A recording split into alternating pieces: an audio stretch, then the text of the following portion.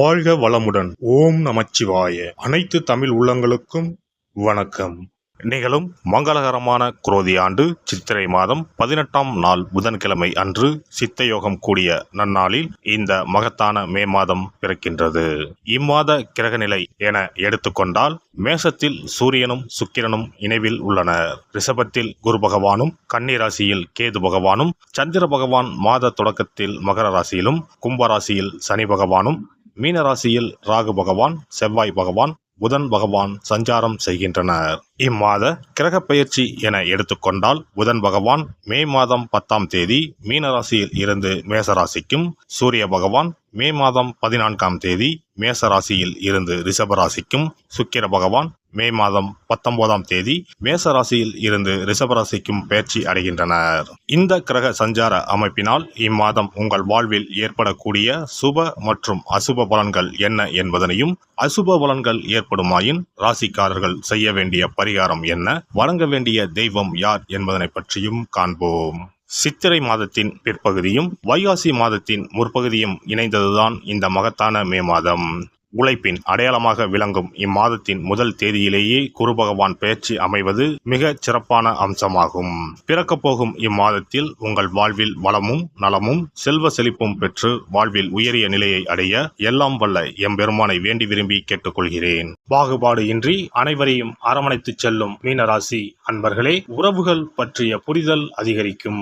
விலகி இருந்தவர்கள் விரும்பி வருவார்கள். மற்றவர்களின் தேவைகளை நிறைவேற்றி வைப்பீர்கள். பயணங்களை மேற்கொள்வதற்கான சூழல் அதிகரிக்கும். புதிய விஷயங்களை கற்றுக்கொள்வதற்கான வாய்ப்புகள் ஏற்படும். உயர்கல்வி சார்ந்த வெளியூர் பயணங்கள் உண்டாகும். செய்தொழிலில் சாதகமான சூழல் ஏற்படும். பழைய வாகனங்களை மாற்றுவது தொடர்பான எண்ணங்கள் அதிகரிக்கும். சாகச காரியங்களில் ஒருவித ஈர்ப்பு உண்டாகும். பேச்சுகளில் கனிவை கையாள்வது தேவையற்ற பகைமையை தவிர்க்கும். காப்பீடு துறைகளில் மேன்மை உண்டாகும். வியாபாரம் சார்ந்த அரசு உதவிகளில் தாமதம் ஏற்படும். எதிர்பாலின மக்களின் தனிப்பட்ட விஷயத்தில் கருத்துக்கள் கூறுவதை தவிர்க்கவும். கடினமான சில பணிகளை கூட எளிதாக முடிப்பீர்கள். கூட்டாளிகளிடத்தில் அனுசரித்து செல்லவும். மற்றவர்களின் தேவைகளை அறிந்து நிறைவேற்றி வைப்பீர்கள். உயர்மட்ட மக்களின் அறிமுகங்கள் நட்புகளும் கிடைக்கும். பேச்சுகளில் உண்மையை கடைபிடிப்பது நம்பிக்கையை மேம்படுத்தும். கடன் பிரச்சனைகளை குறைப்பதற்கான உதவிகள் சாதகமாக அமையும். வியாபாரிகளை பொறுத்தவரை இம்மாதம் சிறு சிறு தடைகள் ஏற்பட்டு நீங்கும். கூட்டாளிகளின் எண்ணங்களை புரிந்து சில முடிவுகளை எடுப்பது நல்லது. சில புதிய முடிவுகளில் முன்னின்று செயல்படுவது தேவையற்ற விரயங்களை தவிர்க்கும். வாடிக்கையாளர்களின் ஒத்துழைப்பு கிடைக்கும். புதுமையான திட்டங்கள் மற்றும் வியூகங்களின் மூலம் லாபத்தை மேம்படுத்திக் கொள்வீர்கள். வேலையாட்களின் செயல்பாடுகளில் கவனம் செலுத்துவதன் மூலம் வீண் விரயங்களை தவிர்க்க இயலும். உத்தியோகஸ்தர்களுக்கு உத்தியோக பணிகளில் பொறுமையுடன் செயல்பட்டால் ஆதாயம் உண்டாகும். ஊதிய உயர்வுகள் சில போராட்டங்களுக்கு பின்பு சாதகமாக அமையும். உயர் அதிகாரிகளின் ஒத்துழைப்பு மனதிற்கு நம்பிக்கை தரும். உடல் அளவில் இருந்து வந்த சோர்வு படிப்படியாக குறையும். மறைமுகமான வருமான செயல்களில் கவனத்துடன் இருக்க வேண்டும். எதிர்பாராத இடமாற்றங்களால் விரயங்கள் ஏற்படும். உயர் அதிகாரிகளிடத்தில் நன்மதிப்பு ஏற்படும். கலை சார்ந்த துறைகளில் இருப்பவர்களுக்கு புதிய வாய்ப்புகளும் வேலைகளில் இருந்து வந்த தாமதங்களும் விலகும். திறமைகளை வெளிப்படுத்தி பாராட்டுகளை பெறுவீர்கள். சக கலைஞர்கள் இடத்தில் அதிக உரிமை கொள்வதை தவிர்க்கவும். பேச்சுக்களில் உண்மையை கடைபிடிக்கவும். மறைமுகமான போட்டிகள் விலகும். பாடல் ஆசிரியர்களுக்கு புதிய ஒப்பந்தங்கள் சாதகமாக அமையும். வருமான நெருக்கடிகள் குறையும். அரசியல்வாதிகளுக்கு உயர் அதிகாரிகளிடத்தில் ஆதரவான சூழல் ஏற்படும். மற்றவர்களின் எண்ணங்களை புரிந்து செயல்பட்டால் அனுகூலம் ஏற்படும். எதிர்பாராத சில தடைகளால் விரயங்கள் ஏற்படும். பேச்சுக்களில் கனிவையும் நிதானத்தையும் கையாள்வது நல்லது. நேரம் தவறி உணவு உட்கொள்வதை தவிர்க்கவும். கட்சி பயணங்களில் புதிய அனுபவம் ஏற்படும். பெண்களை பொறுத்தவரை இம்மாதம் குடும்பத்தில் உள்ள சூழ்நிலையை அறிந்து விட்டு கொடுத்து செயல்படுவது நல்லது. அறிமுகம் இல்லாத நபர்களிடம் கவனம் வேண்டும். சில முடிவுகளை நன்கு யோசித்த பின்பே எடுக்கவும். உத்தியோக பணிகளில் கவனமுடன் செயல்படவும். கணவன் மனைவிக்கு இடையே அனுசரித்து செல்வது புரிதலை மேம்படுத்தும். நேரத்திற்கு பணிகளை முடிப்பது நல்லது. சகோதரர்களின் வழியில் ஒத்துழைப்பு கிடைக்கும். ஆன்மீக பணிகளில் ஆர்வம் உண்டாகும். மாணவர்களை பொறுத்தவரை சிந்தனைகளில் இருந்து வந்த குழப்பங்கள் விலகும். எதையும் சமாளிக்கும் மனப்பக்குவம் ஏற்படும். பொழுதுபோக்கு விஷயங்களை குறைத்துக் கொள்ளவும். உடல் ஆரோக்கியம் சார்ந்த பயிற்சிகளில் சற்று கவனம் வேண்டும். விளையாட்டு போட்டிகளில் ஆர்வம் ஏற்படும். முயற்சிக்கு உண்டான மதிப்பெண்கள் கிடைக்கும். நண்பர்களிடம் தனிப்பட்ட தனிப்பட்ட விஷயங்களை பகிர்வதை தவிர்க்கவும். விளையாட்டுப் போட்டிகளில் எதிர்பார்த்த வெற்றி சாதகமாக இருக்கும்.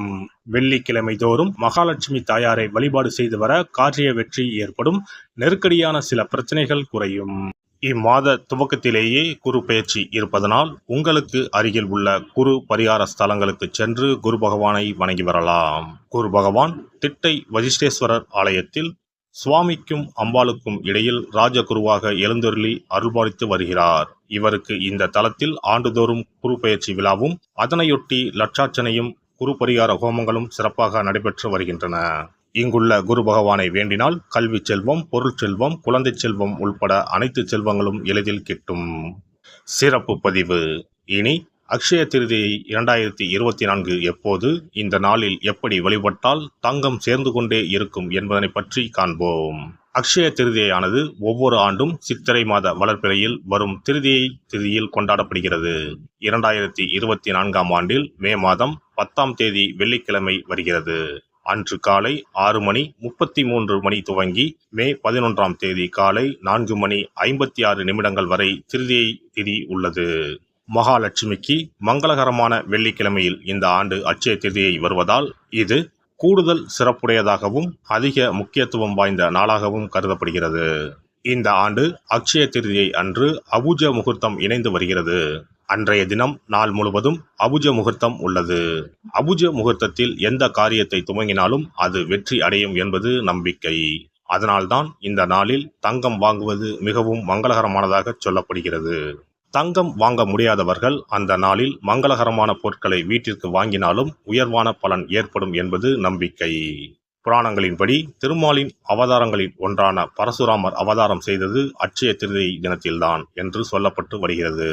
அதனால்தான் இந்த நாளில் பெருமாளை வழிபடுவது உயர்ந்த பலனை தரும் என சொல்லப்படுகிறது. அக்ஷய திருதியை அன்று அதிகாலையில் எழுந்து குளித்துவிட்டு சுத்தமான ஆடைகளை உடுத்த வேண்டும். பிறகு கோவிலுக்கு சென்றோ அல்லது வீட்டின் பூஜை அறையிலோ விளக்கேற்றி வழிபட வேண்டும். பிறகு மகாலட்சுமி தாயாரையும் பெருமாளையும் வழிபட வேண்டும். அவர்களுக்குரிய மந்திரங்களை சொல்லி பூஜை செய்ய வேண்டும். அன்றைய தினம் மகாலட்சுமிக்கு நைவேத்தியமாக பால் பாயாசம் செய்து படைப்பது மிகவும் விசேஷமானதாகும். அவ்வாறு செய்ய முடியாதவர்கள் எளிமையாக பால் மட்டும் காய்ச்சி வைத்தும் வழிபடலாம். அக்ஷய திருதியை என்பது வசந்த கால விழாவாக கொண்டாடப்படுவதாகும். பெரும்பாலும் இது சித்திரை மாதம் வளர்பிறையின் 3ஆம் நாளில் கொண்டாடப்படும். இது பரசுராம ஜெயதி என்றும் கொண்டாடப்படுகிறது. சமஸ்கிருதத்தில் அக்ஷயா என்றால் எல்லையற்ற அல்லது நிலையான என்பதை குறிக்கிறது. எல்லை இல்லாத அதிர்ஷ்டம், செல்வ செழிப்பு ஆகியவற்றை தரக்கூடிய நாள் என்பது இதற்கு அர்த்தமாகும்.